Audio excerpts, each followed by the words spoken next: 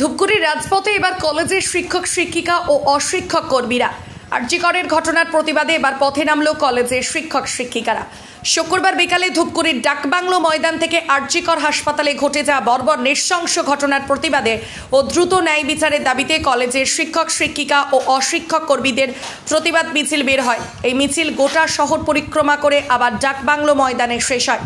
এদিন বুকে we want justice ও উই ডিমান্ড জাস্টিস পোস্টার লাগিয়ে শহরের রাজপথে হাঁটেন শিক্ষক শিক্ষিকা ও অশিক্ষক কর্মীরা। এদিনের এই প্রতিবাদ মিছিলকে ঘিরে রাস্তায় মোতায়েন ছিল বিরাট পুলিশ বাহিনী। আরজিকরের ঘটনায় তোলপাড় গোটা দেশ ও রাজ্যে। পাশাপাশি ধূপগুড়িতে কয়েকদিন ধরে লাগাতার প্রতিবাদ মিছিল আরজিকরের ঘটনার প্রতিবাদে। ধূপগুড়িতে ছাত্র সমাজ থেকে শুরু করে শিক্ষক শিক্ষিকা সকলেই প্রতিবাদে ঝড় তুলেছেন।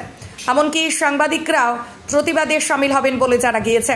সূত্রের খবর, 24শে আগস্ট অর্থাৎ আগামীকাল শনিবার সন্ধ্যা 7টায় ধূপগুড়ি প্রেস ক্লাবের তরফে ডাকবাংলোয় মোমবাতি প্রজ্বলন ও সঙ্গীতের মাধ্যমে প্রতিবাদের ডাক দেওয়া হয়েছে।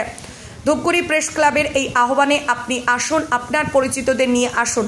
একটাই দাবি উঠুক, জ্বলে আলোক শিখা, বিচার পাবি বন্যী শিখা। কি কারণে আজকে আপনাদের এই প্রতিবাদ? আরজিকরের এই ঘটনা নিয়ে আমাদের আজকে প্রতিবাদ, যে এটা সঠিক বিচার চাই।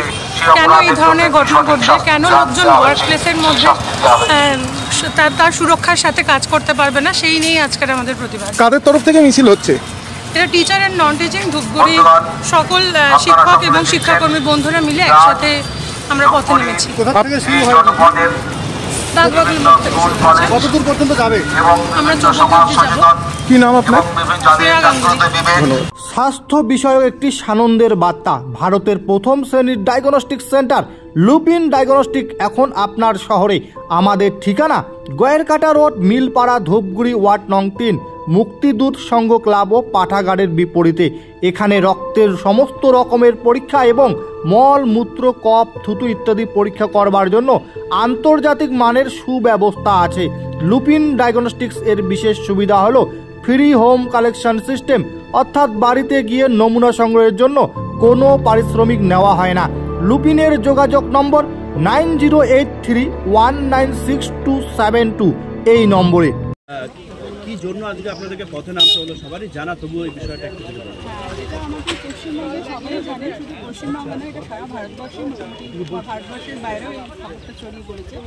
আরজিকরে যে কাণ্ডটা ঘটেছে সেটা তো একেবারেই আমাদের সমাজে গ্রহণযোগ্য নয়। সেটার প্রতিবাদে জাস্টিস ফর আরজিকর এইটা আমাদের আজকে পথে নামা। অন্যদিক থেকে আপনারা কলেজে একেবারেই সরকারি, আপনারা শিক্ষিকা, সেই দিক থেকে আপনারা কোনোভাবে কি এই ঘটনার পর কোনোভাবে কি আনসিকিউর ফিল করেন? আমরা যেখানে কাজ করি সেখানে তো সেরকম কোনো পরিস্থিতি এখনও নেই, কিন্তু বাইরে যদি হয় সেখানে তো আমাদের প্রতিবাদটা করতেই হবে। সেই হিসেবে আমাদের প্রতিবাদটা, সেই হিসেবে কি আপনারা সিকিউরিটির জন্য, নিজেদের সিকিউরিটির জন্য, নিজেদের নিরাপত্তা বাড়ানোর জন্য কোনো দাবি জানাবেন? হ্যাঁ, সেটা পরবর্তীকালে বিচার বিবেচনা করে দেখা যেতেই পারে, কিন্তু এই মুহূর্তে আমরা যেটা চাই সেটা হচ্ছে যে ঘটনাটা ঘটেছে তার একটা প্রকৃত জাস্টিস। এই মুহূর্তে আমাদের লক্ষ্য এইটুকুই। এই মিছিল কোথায় কোথায় গেল? এই মিছিল আমরা ডাকবাংলো মোড় থেকে শুরু করলাম, চৌকুটি হয়ে আবার আমরা ডাকবাংলো মোড়। কারা কারা ছিলেন এই মিছিলে? এই মিছিলে আমাদের ধূপগুড়ির সমস্ত শিক্ষক এবং শিক্ষাকর্মী সবাই ছিল। আপনার নাম? আমার নাম শারদী চক্র। দেখেছি তাতে আপনারা পরিষ্কার বুঝতে পেরেছেন যে মিছিল আমাদের বক্তব্য কী ছিল। আমরা আরজিকরের যে অভয়া, তার সঙ্গে অভয়ার মতো ভারতবর্ষের বিভিন্ন প্রান্তে যেখানে যেখানে নারী সম্মান এবং তাদের অবস্থান ভুলণ্ঠিত, অপমানিত হচ্ছে, তার বিচার চেয়ে আমরা এই প্রতিবাদ মিছিল করলাম আজকে। এবং এই যে আমাদের শিক্ষক সমাজের জাগ্রত বিবেক ধূপগুড়ি জনপদের কাছে রাখলাম, ধূপগুড়ি মানুষকে আমরা জানালাম যে আমরা জাগ্রত আছি, আমাদের বিবেক জাগ্রত বিবেক। আমরা যখনই এই জাতীয় কোনো ঘটনা ঘটবে দলমতের ঊর্ধ্বে উঠে দাঁড়িয়ে দলমতকে আমরা আমাদের পিছনে রেখে সকলে আমরা এক বাক্যে অন্ততপক্ষে একটা কথা যেন পরিষ্কার করে বলতে পারি, এই জাতীয় অন্যায়ের যেখানেই ঘটুক না কেন তাকে যেন আমরা সর্বাত্মকভাবে দলমতের ঊর্ধ্বে উঠে প্রতিবাদ করতে পারি, যেমন আমরা আজকে করেছি। নারী সুরক্ষার বিষয়ে আপনি কিছু?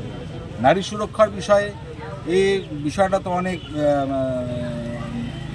খুব গভীর কথা, গম্ভীর কথা। নারী সুরক্ষা তো আমরা এখানে একটা মিছিলের মাধ্যমে করতে পারি না। এই সুরক্ষার দায় যেমন আমাদের, তেমন সমাজে, তেমন আপনারও আছে। সুতরাং এই সুরক্ষার দায়িত্ব নিতে হবে প্রত্যেকটি মানুষের।